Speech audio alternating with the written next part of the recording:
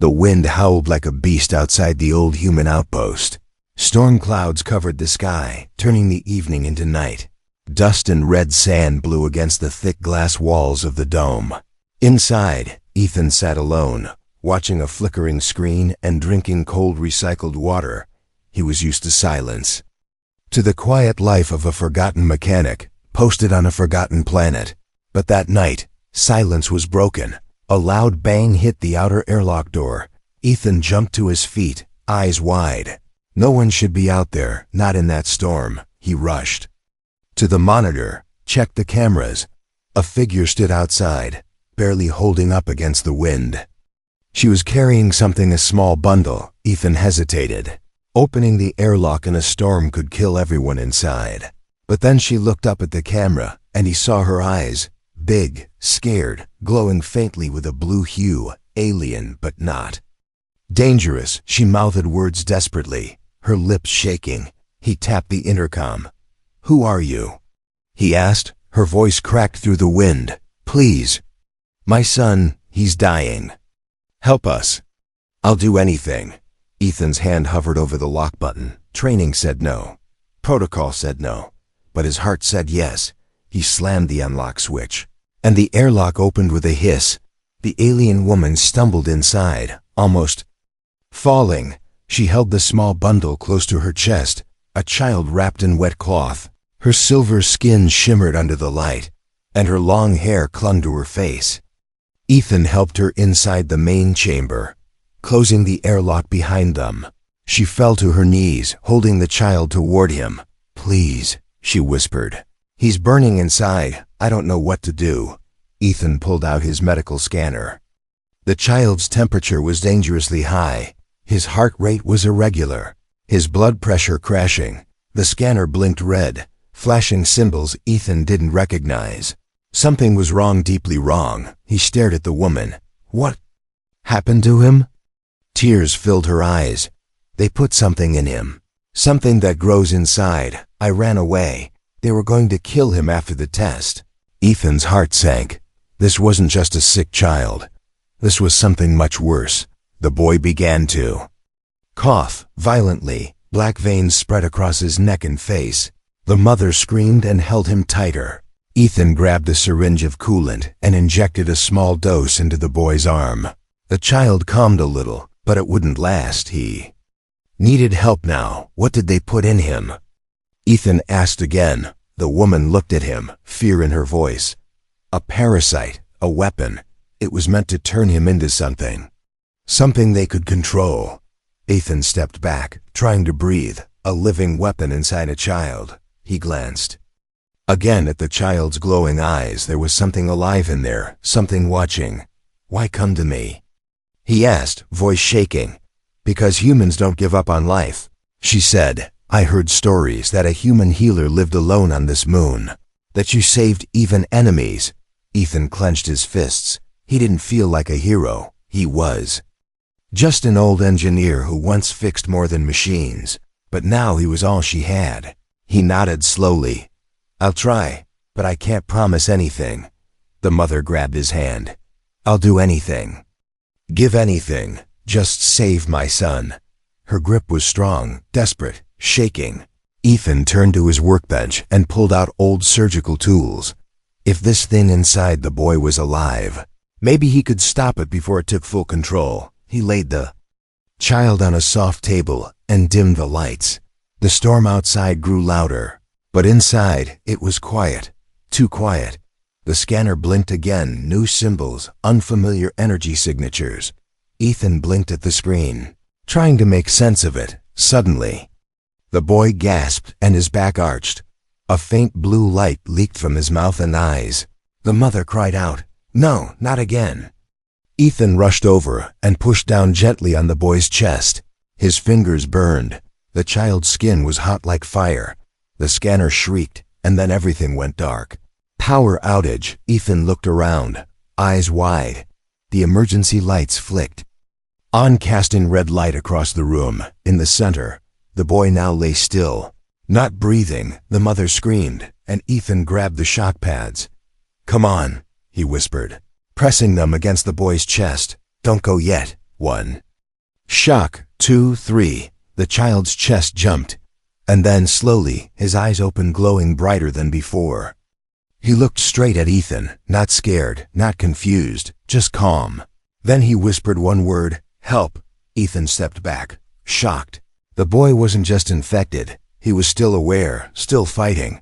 The battle wasn't over yet. It had just begun. Asterisk. The boy's voice echoed in the small outpost. Soft but clear, and it froze Ethan in place. That one word, "help," wasn't just a cry. It felt like a message. The child's eyes glowed even brighter now, like two pale stars. But there was no fear in them. Only pain, only need. Ethan looked at the mother, and she stared back with trembling lips, her arms shaking as she held herself up beside the table. She wasn't just a desperate parent now. She was terrified of what her son was becoming. Ethan connected the scanner again, hoping the power backup would hold. New data streamed in: unusual blood patterns, high energy pulses in the nervous system, and a strange second pulse inside the boy's chest. 2 heartbeats. One was his own, but the second, it wasn't human or alien. It was something else, something mechanical, or alive in another way. Ethan's eyes narrowed. The parasite wasn't feeding off him anymore. It was blending with him. The boy winced suddenly, as if hearing something that others couldn't. He turned his head slowly toward the wall, then to the ceiling. "Do you hear it?" he asked in a whisper. "Hear what?" Ethan said, keeping his voice calm. "The voices," the boy replied. "They want me back." Ethan's skin went cold. The mother stumbled forward, holding her son's hand tightly. "Ignore them, baby. I won't let them take you again." Her voice cracked. And Ethan saw the truth behind her pain. This wasn't just a mother and child fleeing danger. They were running from their own people. The parasite wasn't a mistake. It was put there on purpose. Ethan turned away for a moment and opened a hidden drawer under his bench. He pulled out a locked case, an old military-grade injector, long banned, but still functional. It was the only tool he had that could deliver deep tissue medicine or something stronger. He looked at the boy again, trying to decide what to do. Then the alarm flashed red. A message appeared on the terminal screen. Unidentified signal detected nearby, approaching fast. Ethan's heart dropped. Someone had tracked them. The boy began to shake violently, as if he felt the danger before anyone else. The mother cried out, trying to calm him. But the light from his body grew sharper, almost painful to look at. Ethan grabbed a blanket and wrapped it around the boy's shoulders. "We need to move him to the lower chamber, now, together." He and the mother carried the child into the emergency medical bay below the main dome. The lower chamber was shielded, built for battle or storms. But even that might not be enough. As the boy was laid down again, Ethan injected a mix of cooling agent and nanobot stasis gel into his bloodstream. The glow faded a little, and the boy breathed easier. But the second pulse in his chest remained strong, still beating, still waiting, outside. The sandstorm grew heavier, but through the storm came a low hum of ship, the sound of landing claws digging into hard ground. Ethan didn't look away from the monitor as 2 figures stepped out of the ship. Not soldiers, not medics, hunters, wearing armor that shimmered like black glass. They moved slowly toward the outpost, calm and certain. "They found us," the mother said in a broken whisper, her face pale. Ethan handed her a small metal disc. "That's a short-range disruptor. Press it if they get too close." "But what about you?" she asked. "I'll buy time," Ethan replied without thinking. The door lock flashed red. "Unauthorized access attempt." Then again, then a third time. They weren't trying to knock. They were breaking in. The boy suddenly sat up with wide eyes. Speaking in a deep voice not his own, "Danger is near," he said. "They want control, but I won't go." Ethan stood frozen. That voice was not a child's. It was layered, many tones in one, like whispers behind walls before he could speak. The power flickered again, and the entire outpost shook. A blast hit the outer wall, cracking part of the dome. Emergency shields kicked in just in time, sealing the crack. The boy looked at Ethan and then at his mother. "I will protect you," he said. And his hands began to glow again, this time steady and sharp.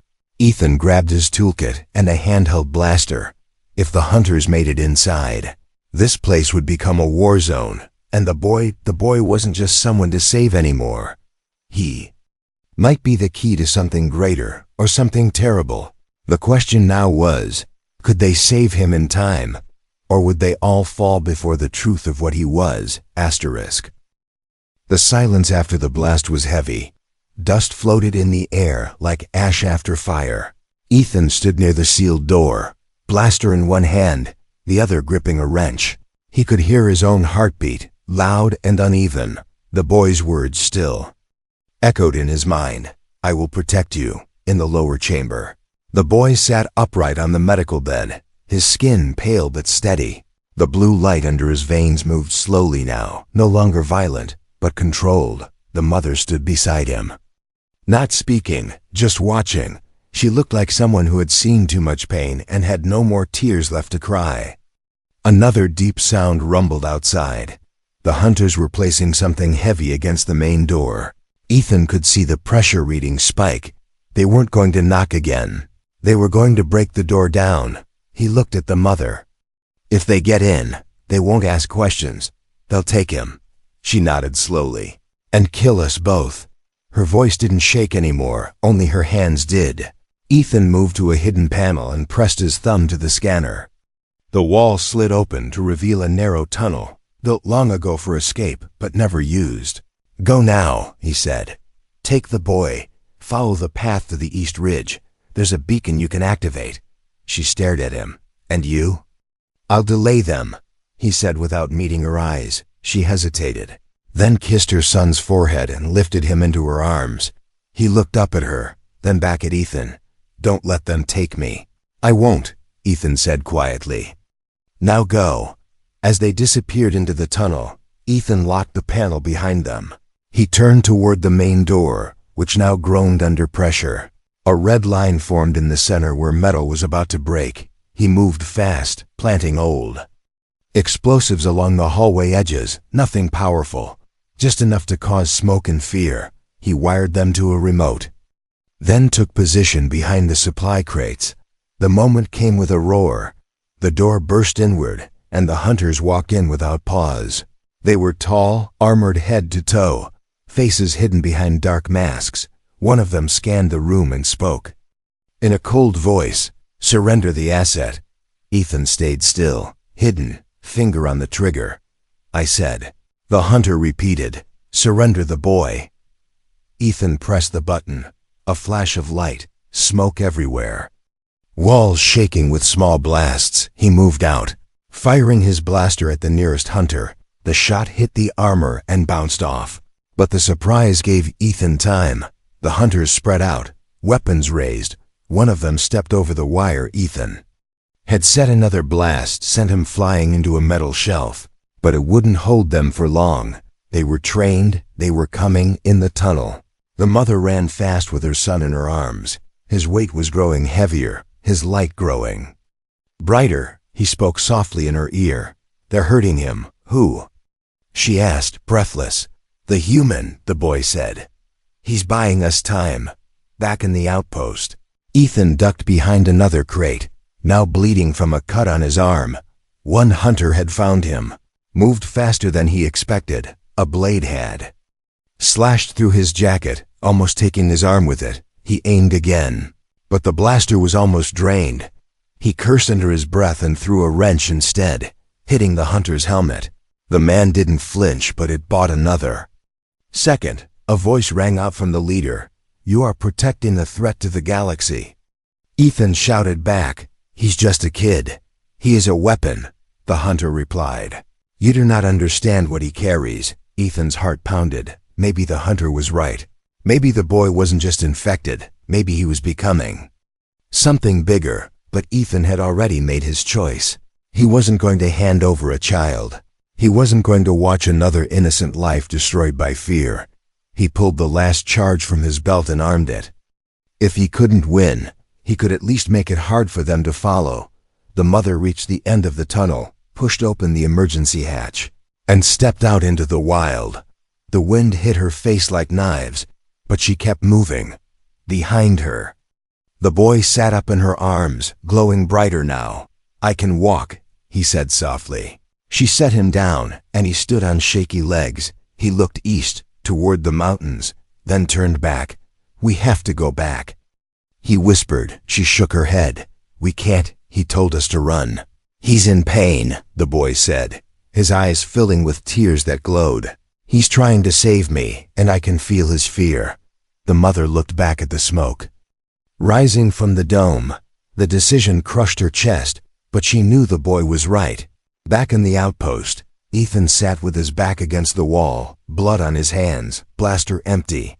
The hunters closed in. He smiled weakly and muttered, "I hope they made it." Then everything shook.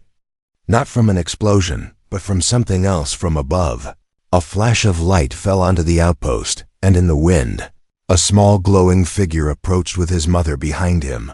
The hunters turned, and for the first time, they hesitated. The boy had returned, and something had awakened inside him. The wind stopped moving. Even the red sand hung in the air, frozen as if time itself had paused.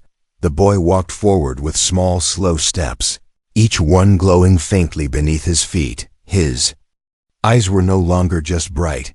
They were filled with something ancient, something that didn't belong to a child. The hunters stood motionless, weapons raised but hands uncertain. They scanned him again and again, but their systems gave errors. Unknown energy type, unknown origin. The leader stepped forward, voice still cold, but now quieter.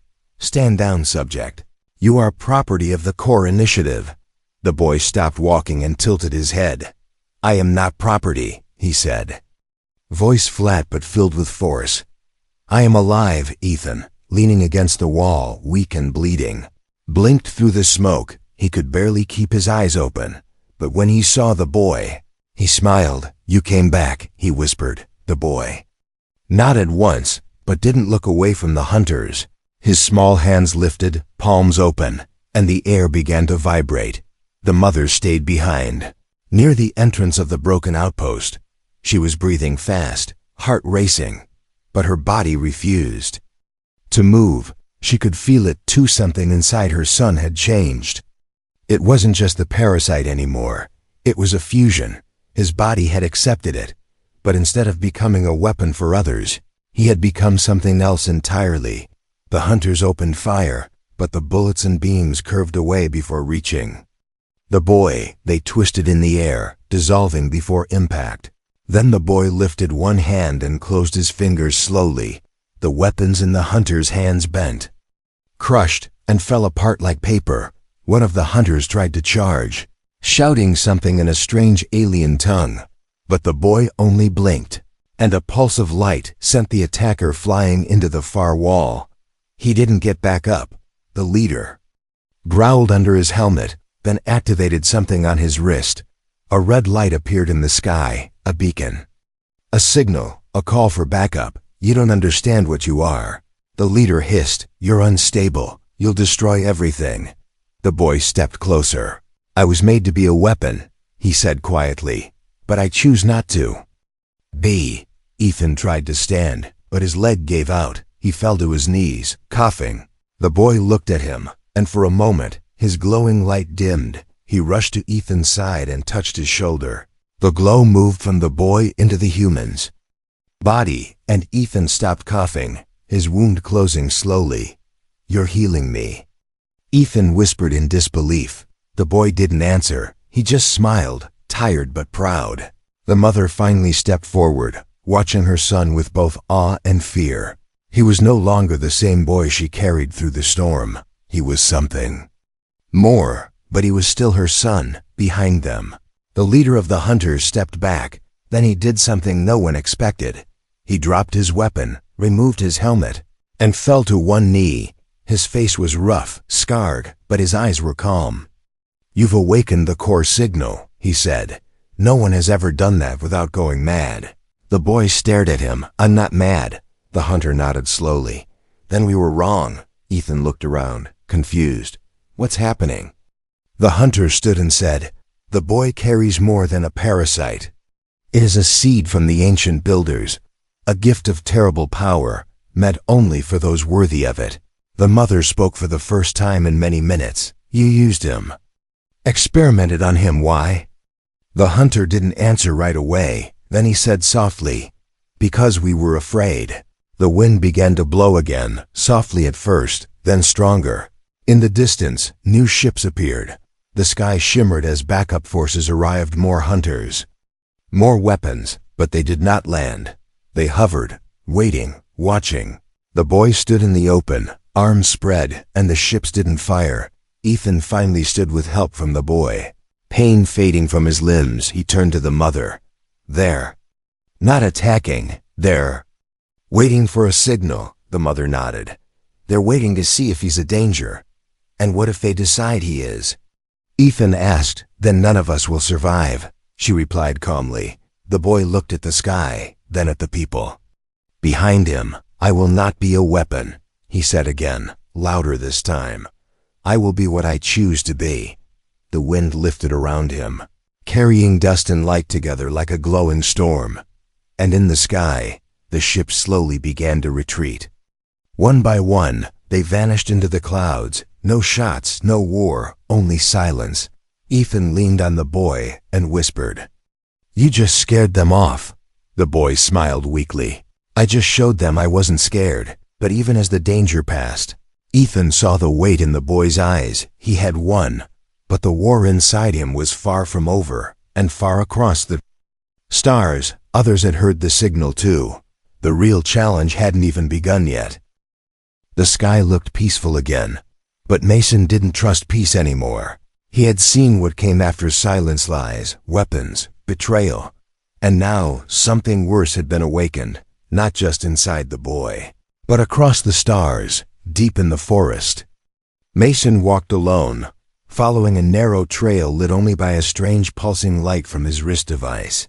It wasn't human tech, not entirely. The boy had touched it before the ship vanished. And ever since, it kept pointing him in one direction, north. Lyra had stayed behind, her body weak from the last battle. She had begged him to take her, but Mason needed to move fast and quiet. He didn't even know what he was searching for. He just knew that the boy's final message had been clear. Find the core. The path narrowed, and Mason stepped over roots and whetstones. Every step brought him closer to something. Wrong. The trees around him began to twist unnaturally, their bark marked with glowing symbols, faint, ancient, unreadable. The ground was no longer just dirt. It buzzed, like it was alive at last. He reached a small cliff, and below it, half buried in the earth, was a structure, round, metallic, humming without sound. It wasn't made by humans, nor by the Syndicate. This was older, smoother, and very much awake. Mason climbed down, carefully brushing snow and leaves off the surface.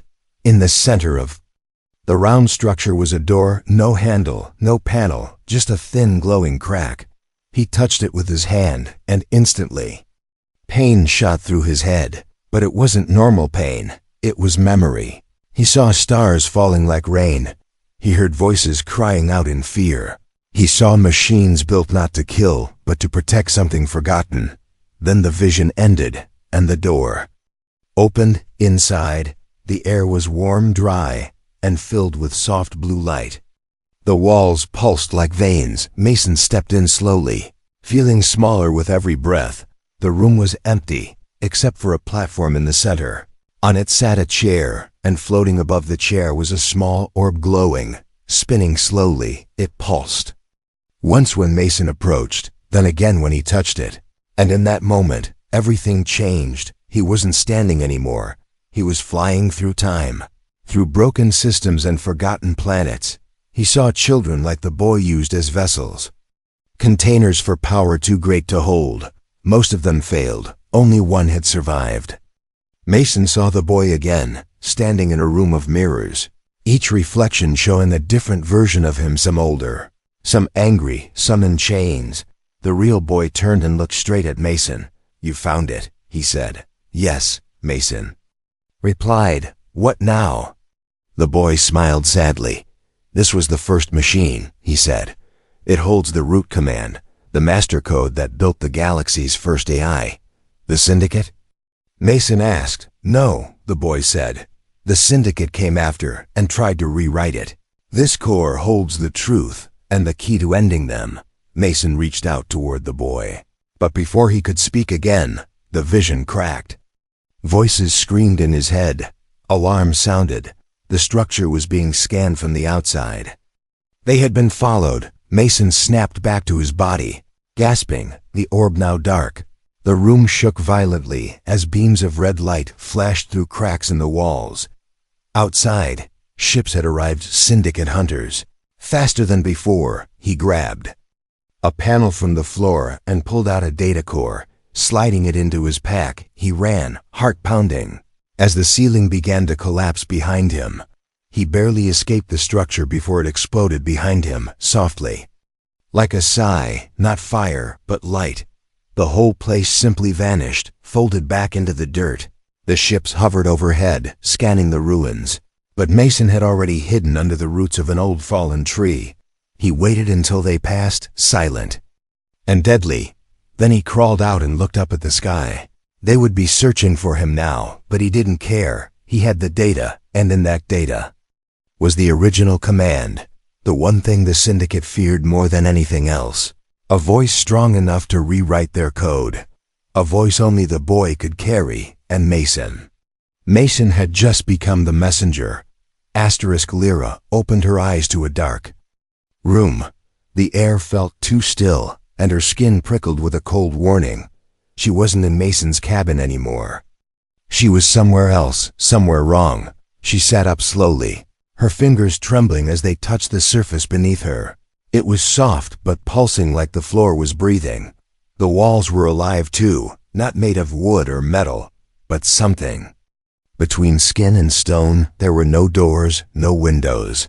Just one faint blue light glowing above her.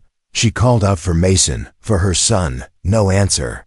Only her own voice echoing back at her, twisted and distant. Suddenly, a shadow appeared in the wall. It moved like a ripple in water, then formed into the shape of a tall figure. It stepped out without making a sound. Its body was wrapped in gray, its face covered by a smooth silver mask. "You are awake," it said, its voice flat and empty. Lyra stood, her knees weak but steady. "Where is my son?" The figure tilted its head slightly, as if thinking, "He is safe for now. Let me see him," she said, louder now. "You will when your part is complete," the figure replied. "What part?" "You must speak," the figure said. "You carry the rest of the command." The other half, Lyra's eyes widened. "No," she whispered. "That's not possible." But the figure stepped closer. "You don't remember, but you gave him." "Only half," it said. "You carry the other." Deep inside, she backed away, but the wall behind her pulsed, holding her in place. "You think I'll help you?" she said, her voice hard. "You already are," the figure replied. "You entered the root machine during pregnancy, remember?" Lyra froze. Flashes of memory broke through being inside the ancient chamber. Hearing voices, feeling something reach into her. She thought it had touched the child, but now she realized it had touched her too. "You connected to the source," the figure said, "and now your final code is the key." Lyra looked down, her heart racing. "If I give it to you, he dies, doesn't he?" The figure didn't reply. It didn't need to. A pulse of anger sparked inside her chest. She had begged, cried, sacrificed everything for her son's life, and now they wanted her to end it all with a whisper. She clenched her fists, trembling but defiant. "I won't help you," she said. The figure stepped closer again. "You don't have a choice." Suddenly, the wall behind the figure cracked open, just a hair. Enough for a whisper to slip through. A voice, rough but familiar. "Lyra." She turned sharply. It was Mason.